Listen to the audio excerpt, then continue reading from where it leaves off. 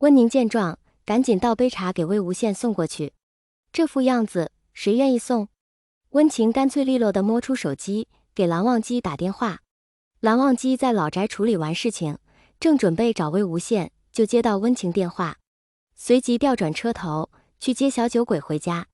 推开门时，魏无羡正坐在椅子上捧着茶杯，瘪着嘴，一副要哭不哭、委屈至极的模样。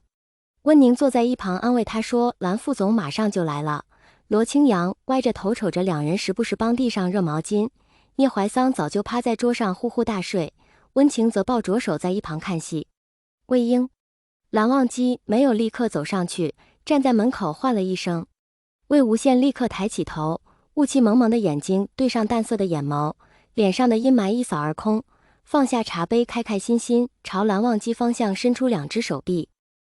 温宁和罗清扬心里咯噔一下，默默往后撤，跟魏无羡拉开距离。蓝忘机心里一软，正要过去，没想到魏无羡忽然笑了起来，甜甜的叫了一声蓝忘机。现场所有人都没有出声，只有聂怀桑的呼噜声清晰可闻，连温情恨不得挖个洞钻进去。没有得到回应，魏无羡以为对方没有听清，又朝着蓝忘机的方向再次出声：“老公。”罗清扬和温宁直接别开脸，温情也忽然对自己的发梢感兴趣起来。蓝忘机无视其他人的反应，径直走过去，任自己被魏秘书抱了个满怀。“老公，我想回家。”魏无羡整个人挂在蓝忘机身上，撒娇着说。蓝忘机稳稳抱住魏无羡。蓝忘机走到门口，又回头看了一眼停住呼吸的三人和烂醉的聂怀桑。嗨嗨，温情终于放过自己的发梢，不用谢哈。魏婴，叫我什么？到家后，蓝忘机并没有立刻下车，转头看向乖乖靠在副驾驶座上的魏秘书。老公。魏无羡睁大漂亮的眼睛，坦诚的又叫了一声。略去一段，第二天，秘书室。魏哥今天没来。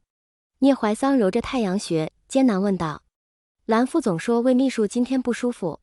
罗清扬白了聂怀桑一眼，下次看你还敢把他灌醉。明明是魏哥把我灌醉了好吗？聂怀桑嘟囔道，不过今天都还没缓过来，看来魏哥确实醉得厉害。云深大厦，蓝副总办公室。魏秘书衣衫不整，正趴在办公桌下蓝副总的座椅前，卖力地吃着东西。蓝忘机手上拿着文件，眼神却不由自主地往下看。不要胡闹。